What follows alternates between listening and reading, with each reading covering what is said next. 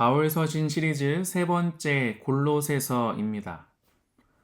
골로새서에 있는 성도들에게 보낸 바울은 하나님의 직접 택함을 입은 이방인을 위한 그릇이었습니다.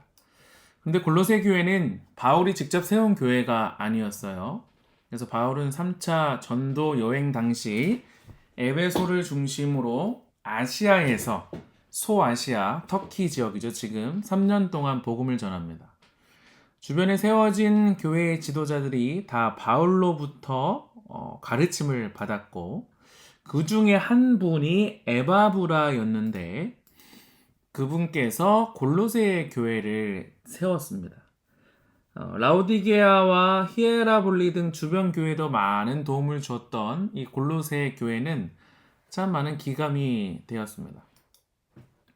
옥중서신 중 하나인 골로새서는 AD 61년부터 63년 2년 동안 로마의 셋집에 유하면서 하나님의 말씀을 귀담아서 잘 적은 그 장소에서 바울은 사역을 했었습니다. 사실 바울이 골로새 교회에게 편지를 했던 이유는 딱 이것이었어요. 그 당시 성행했던 이단 문제에 대한 해답이에요. 성도님 여러분, 오늘날 우리 교회를 어지럽히는 이단이 무엇입니까? 하나님의 방법, 원칙대로 하지 않는 것 이단이에요. 하나님의 진리를 등한시하고 사람의 방법대로 자기 가치관대로 교회를 끌고 갈 수 있는 것 다 이단의 행동입니다. 진리에 오류를 섞어서 하나님께 나아가고자 하는 일을 막아버리는 그 모든 것 다 이단이라고 할 수 있는 것입니다. 그래서 골로새서 1장 18절은 중심절이라고 했었는데요. 그는 몸인 교회의 머리라. 그가 근본이요 죽은 자들 가운데서 먼저 나신 자니 이는 친히 만물의 으뜸이 되려 하셨다라고 되어 있습니다. 성도님 여러분, 교회는 목사가 주인이 아니에요. 성도님 여러분, 교회는 장로나 집사, 평신도가 이 교회의 주인이 아닙니다. 이 교회의 주인은 예수님이에요. 이 교회의 주인이 예수님이기 때문에 하나님의 방법대로 해야 되는 것입니다. 이 교회의 주인이 사람이었다면 사람의 방법대로도 돼요. 기업처럼 비즈니스 하면 됩니다. 그러나 하나님께서 이 교회를 세우실 때 그 가치를 깨닫는다면 인간의 모든 잡다한 이론, 가치관 다 내려놔야 됩니다. 이 교회는 하나님이 세우셨으니까요. 그래서 골로새 교회에게 전달하고자 했던 첫 번째 교훈은 예수 그리스도가 모든 문제의 해답이라는 것이에요. 성도님 여러분, 우리 개인에게, 우리 가정에게, 우리 교회에게, 한국 재림교회와 전 세계의 성도들에게 모든 문제의 해답이신 예수님께 우리의 모든 것을 아뢰게 되기를 간절히 바랍니다. 그래서 골로새 교회를 괴롭히는 이단은 세 가지로 나눌 수 있었습니다. 철학과 속임수예요. 사람의 유전과 세상의 초든 학문이 교회를 어지럽히게 하는 겁니다. 하나님의 방법대로 안 하고 세상의 방법을 적용하는 거예요. 교회 안의 이단이에요. 이거 타파하라고 말씀하십니다. 그래서 골로새 교회를 힘들게 했던 이단은 영지주의예요. 이것은 일종의 이원론적 철학이었는데 헬라의 이원론과 동양의 신비 사상이 짬뽕되어서 하나님, 구약의 하나님을 열등한 하나님으로 규정하고, 하나님도 아니에요. 신으로 규정해버리고 인간의 머리로 이해되어야 구원이 된다는 거예요. 지식을 통해 구원을 이루려는 것이에요. 이것은 다 망해야 됩니다. 성도님 여러분, 우리가 신앙생활 한다는 것이 인간의 방법대로 하는 거 아니에요. 우리 날마다 입술로 고백하지만 예수님의 전적인 은혜와 믿음 아니면 우리는 구원을 얻을 수도 없어요. 착각하면 안 됩니다. 예수님의 십자가를 따르는 사람들은 자기를 부인하고 따라가야 돼요. 자아를 내세우면 안 돼요. 하나님의 교회를 세상의 방법대로 이끌고 가면 안 된다는 거예요. 두 번째는 청사 숭배였습니다. 겨짓 교사들은 각기 다른 계급들로 구성된 하나님과 사람 사이의 중간자로서 천사들이 존재한다고 가르칩니다. 그래서 천사들은 사람을 위한 중보자가 되고 사람에게 구원도 가져다주고 사람의 경배를 받을 수 있다라는 말도 안 되는 기별을 전했던 것이 골로새 교회를 괴롭혔던 이단, 천사 숭배자들이었어요. 그리고 세 번째, 금욕주의적 가르침이었는데 이 거짓 이단 교사들은요, 할례, 음식물, 금기, 절기, 중수 등을 강조하는 율법주의자들이었습니다. 바울은 그래서 이 교회를 어지럽히는 이단들을 이 문제의 해결책으로 단연 예수 그리스도를 제시하셨어요. 그래서 첫 번째 그 예수 그리스도를 구원자이신 그리스도로 말합니다. 그들은 사도행적 2장의 제자들, 그들은 그리스도와 친밀한 교통을 하면서 그와 함께 하늘에 앉아 있었다라고 말합니다. 참 재밌는 구절이에요. 성경은 너무도 확실하고 분명한 미래는 이미 이루어진 과거처럼 묘사합니다. 그와 함께 하늘에 앉아 있었대요. 너무나 감사한 것 아닙니까? 두 번째 나타내고자 했던 예수님의 모습은 창조주이신 그리스도였어요. 그는 보이지 아니하시는 하나님의 형상이요 모든 창조물보다 먼저 나신 자니 만물이 그에게 창조되되 하늘과 땅에서 보이는 것들과 보이지 않는 것들과 혹은 보좌들이나 주관들이나 정사들이나 권세들이나 만물이 다 그로 말미암고 그를 위하여 창조되었다라고 말합니다.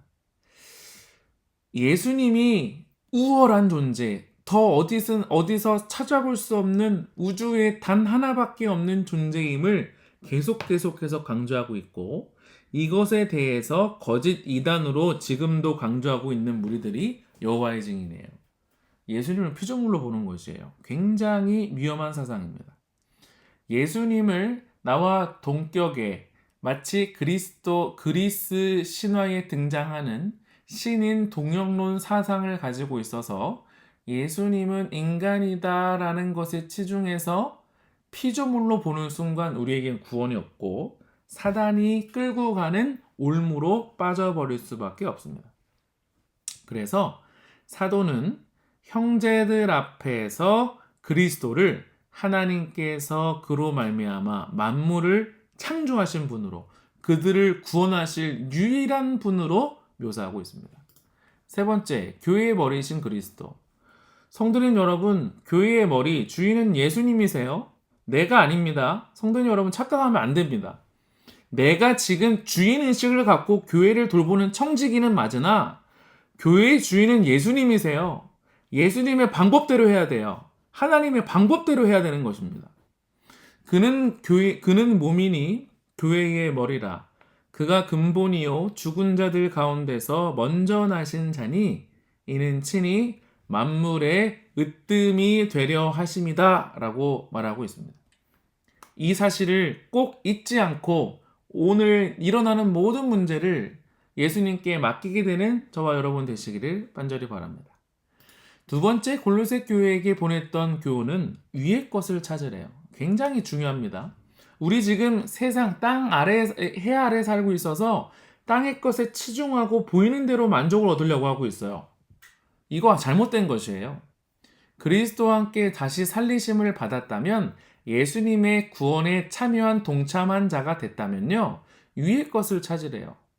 위의 것을 생각하고 땅의 것을 생각하지 말라고 말하고 있습니다. 그래서 사도행적 475페이지에 영적인 왕국에 들어가고자 결심한 사람은 흑암의 왕국의 군대의 지원을 받는 온갖 거듭나지 않은 성질의 세력들과 분노가 그를 대적하고 있다는 사실을 발견하게 될 것이다. 날마다 그는 헌신을 새롭게 하고 날마다 악과 맞서 싸워야 한다. 성도님 여러분, 기도 없이 결코 악의 원수와 싸울 수 없어요. 성도님 여러분, 수십 년 내가 교회 다녔다고 영성이 나아진 게 아닙니다. 수십 년 하나님께서 오늘 은혜를 베푸시고 단 하나 날마다 오늘 현실을 새롭게 하지 않으면 3, 40년, 50년, 60년 죽도록 교회 다녀도 소용없는 것이에요. 오늘 예수님과 함께 교통하고 날마다 악과 맞서 싸우는 성령을 구하지 않으면 우린 다 헛것이라는 거죠. 세 번째 골로새서의 교훈은 무슨 일들을 하든지 죽게 하듯 하라 이것입니다. 굉장히 중요한 말입니다. 선생님이면 선생님으로 대하기 쉽고요. 아버지라면, 어머니라면 부모님으로 대하기 쉽습니다. 근데 소셜 포지션이나 다른 여러 가지 위치 속에서 사회적 관계가 아니고서는 어떻게 우리가 이렇게 아버지가 아니면도 아버지로 대할 수 있을까? 예수님이라면 예수님으로 대하기 쉽지만 어떻게 예수님처럼 대할 수 있을까? 그죠? 예수님께서는 우리를 위해 돌아가셨습니다. 하나님께서 우리를 건지시려고 자신의 아들을 죽도록 하셨어요. 팔아버리셨어요. 랜섬, 대속물로 주셨어요. 가치를 주고 다시 죗값을 치르고 찾으셨습니다. 하나님이 세상을 이처럼 사랑하사 독생자를 주셨으니 이는 저를 믿는 자마다 멸망치 않고 영생을 얻게 하려 하심이라. 독생자를 주신 하나님이세요. 이 가치는 측량할 수가 없습니다. 우리가 어떻게 사람을 예수님께 대하듯 할 수 있는가? 그 사람을 예수님처럼 여기면 돼요. 그 사람이 예수님의 보혈로 산 사람처럼 여기면 돼요. 우리 안에 불신과 다툼과 시기와 질투와 절망과 교만과 이기심이 있습니까? 그 상대방을 예수님처럼 보지 않아서 그래요. 상대방을 사업장의 비즈니스처럼 대해서 그래요. 우리 그거 깨트려야 됩니다. 막힌 담을 예수님의 은혜와 능력 안에 십자가를 서로 지어야 돼요. 그래서 실물교훈 187페이지 이것입니다. 비록 잃어버린 영혼이 단 한 사람뿐이라 할지라도 그리스도께서는 그 한 영혼을 위하여 죽으셨을 것이다. 성도님 여러분, 하나님께서 하늘의 보좌를 버리시고 이 땅에 오신 것은 우연이 아닙니다. 하나님께서 하늘의 보좌를 버리시고 이 땅에 오신 것은 창세 전부터 죽임을 당하신 어린 양의 한없는 놀라운 은혜일 수밖에 없어요. 은혜라고밖에 생각할 수 없어요.